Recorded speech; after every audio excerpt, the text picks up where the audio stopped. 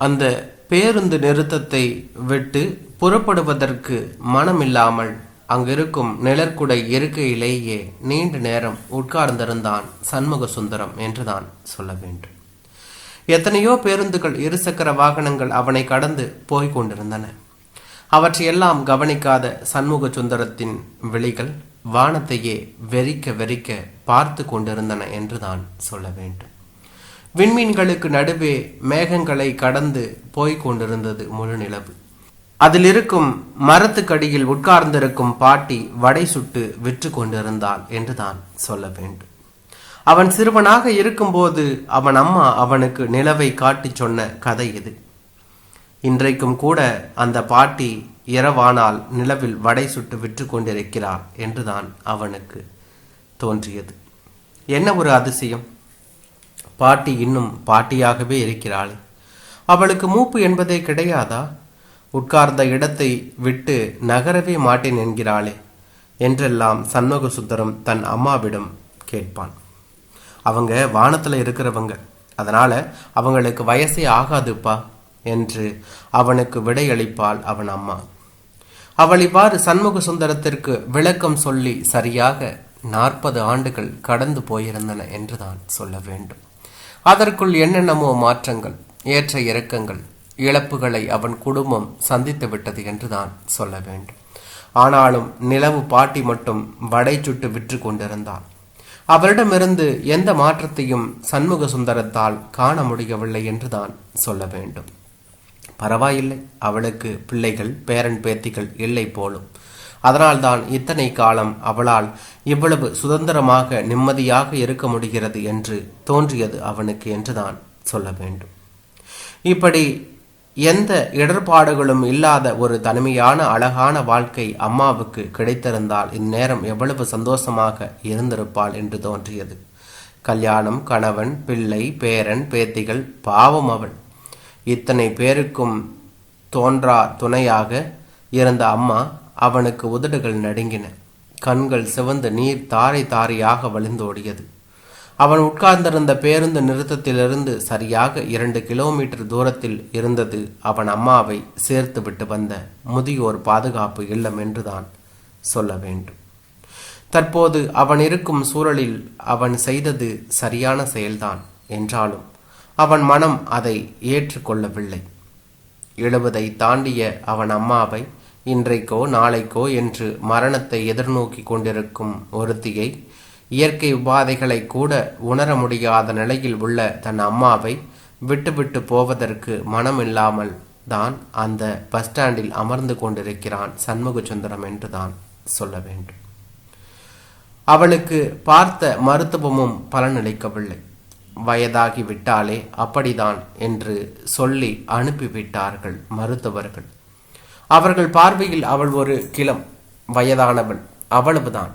ஆனால் சண்முக சுந்தரத்திற்கு அவள் அப்படி இல்லை. போற்றி பாதுகாக்கப்பட வேண்டிய பொக்கிஷம் என்றுதான் சொல்ல வேண்டும். பறவைகள் தம் அழகுகளால் இரைகளை கவ்வி வந்து கூட்டில் இருக்கும் தன் குட்டிகளுக்கு ஊட்டுவது போல அவனுக்கு ஊட்டி வளர்த்தவள் அவள். அவன் வாழ்ந்து கொண்டிருப்பது அவள் காட்டிய உலகத்தில், அவள் கண்ட கனவில். அவள் ஆசையோடு விதைத்து நீரூற்றி பராமரித்து பாதுகாத்து பார்த்து பார்த்து வளர்த்த விருட்சம் அவள். அந்த விருட்சத்தின் கீழ் அவள் கொஞ்ச நாள் இளைப்பாற நினைப்பதில் என்ன தவறு இருக்கிறது? அவள் விரும்பவில்லை என்றாலும் ஒருவரின் துணையின்றி நாட்களை கழிக்க முடியாது என்பதுதான் அவள் நிலை என்றுதான் சொல்ல வேண்டும். எத்தனை நாட்கள் அவள் மட்டும் வெயிலில் நனைந்து கொண்டு சண்முக சுந்தரத்திற்கு மட்டும் குடையாக இருந்திருக்கிறாள் என்பது அவனுக்கு மட்டுமே தெரியும். அவள் கைப்பிடித்து காட்டிய வழிகள்தான் அவன் வாழ்க்கை பயணத்திற்கு அடித்தளமாகின என்பதை சண்முக சுந்தரத்தால் அவ்வளவு எளிதில் மறந்துவிட முடியவில்லை என்றுதான் சொல்ல வேண்டும். அவனுக்கு சளி பிடித்தால் கூட சஞ்சலப்படுபவள், சிறு காய்ச்சல் வந்தாலும் மருத்துவமனைக்கு போய் வரும் வழியில் கோவில் சாமியாரிடம் மந்திரம் போட்டுவிட்டு அதுவும் போதாதென்று அதிகாலை 5 மணிக்கு தர்காவிற்கு தூக்கி கொண்டு ஓடுபவள், ஞாயிற்றுக்கிழமை பிரசங்கத்திற்கு ஊருக்குள் வரும் பாதிரியாரை வீட்டிற்கு கூப்பிட்டு வந்து சண்முக சுந்தரத்தின் தலையில் கை வைத்து ஜெபிக்க சொல்லி கண்கலங்கி நிற்பவள் என்றுதான் சொல்ல வேண்டும். இப்படியெல்லாம் ஆளாக்கிய ஒருத்தியை அரவணைத்து பார்க்க முடியாமல் முதியோர் இல்லத்தில் விட்டுவிட்டு வருவதற்கு யாருக்கு தான் மனம் வரும் என்றுதான் சொல்ல வேண்டும். சண்முக சுந்தரத்திற்கு வந்துவிட்டதே. தந்தையை பறிகொடுத்து 2 ஆண்டு கூட முடியாத நிலையில் பக்கவாதம் வந்து படுக்கையாகிவிட்ட அம்மாவையும் பறிகொடுத்து விடுவோமோ என்ற பயம் சண்முக சுந்தரத்திற்கு. கண்ணும் கருத்துமாக வைத்து காப்பாற்றப்பட வேண்டியவள் என்று தன் அம்மாவை தன் அரவணைப்பிலேயே வைத்து கொண்டான் சண்முக சுந்தரம் என்றுதான் சொல்ல வேண்டும். அவளை பராமரிப்பதற்கு அவன் மட்டும் போதாது, அவன் மனைவியின் பங்களிப்பும் வேண்டுமல்லவா? சண்முக சுந்தரத்திற்கு தான் அவள் தாய், அவன் மனைவிக்கு கூடவா அவள் தாய்?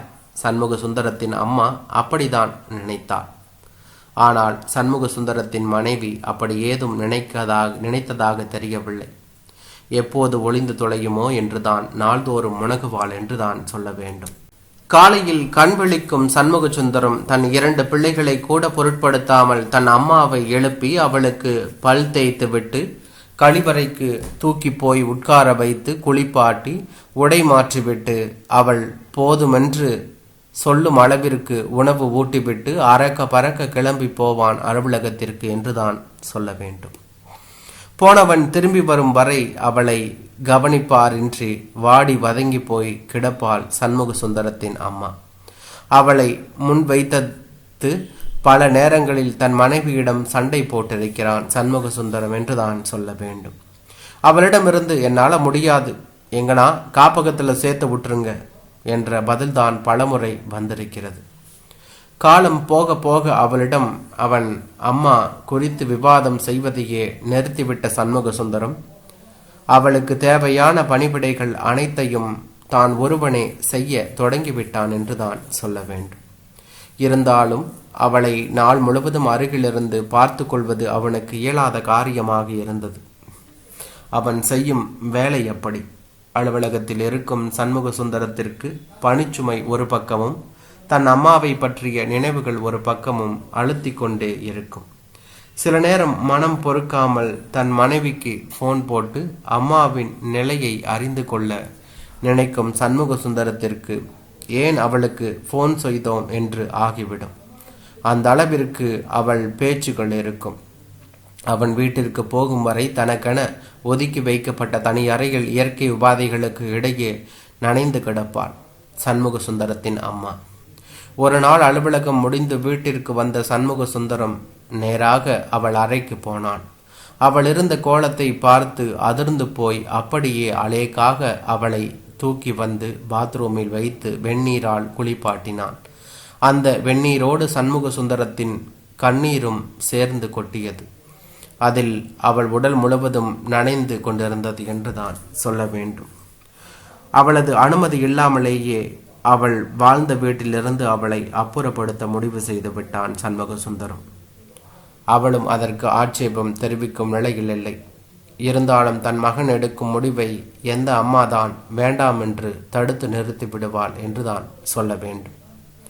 அவளுக்கு புது உடை மாற்றிவிட்ட சண்முக சுந்தரம் வாடகைக்கு ஒரு காரை பிடித்து நேராக அந்த முதியோர் காப்பகத்திற்கு போய் அவளை ஒப்படைத்து விட்டு அவளுக்கு உரிய தொகையினை கட்டிவிட்டு வந்தவன் பேருந்து பிடித்து தன் வீட்டிற்கு செல்வதற்கு மனமில்லாமல் அந்த பேருந்து நிலையத்திலேயே உட்கார்ந்து கொண்டான் என்றுதான் சொல்ல வேண்டும். உட்கார்ந்திருந்தால் பிரச்சனை முடிந்து போவதில்லை என்று சொன்னது சண்முக சுந்தரத்தின் மனம். நேரம் ஆக ஆக தன் பிள்ளைகளின் நினைப்பு வேறு அவன் மனதை வந்து உறுத்தியது. மனதை ஒரு வழியாக தேற்றிக்கொண்ட சண்முக சுந்தரம் அடுத்து வரும் பேருந்தை பிடிப்பதற்கு தயாரானான் என்றுதான் சொல்ல வேண்டும். அப்போது அந்த வழியாக ஒரு சிறுவன் அவன் தாயின் கையை பிடித்து கொண்டு வானத்தில் இருக்கும் நிலவை பார்த்தவாறு தன் கேள்விகளை கேட்டுக்கொண்டே சண்முக சுந்தரத்தை கடந்து போனான் என்றுதான் சொல்ல வேண்டும். அவர்களையே வைத்து கண் வாங்காமல் பார்த்து கொண்டிருந்தான் சண்முக சுந்தரம் என்றுதான் சொல்ல வேண்டும். அப்போது தூரத்தில் ஏதோ ஒரு பேருந்தின் ஹாரன் சப்தம் சண்முக சுந்தரத்தின் காதில் வந்து விழுந்தது. என்றான்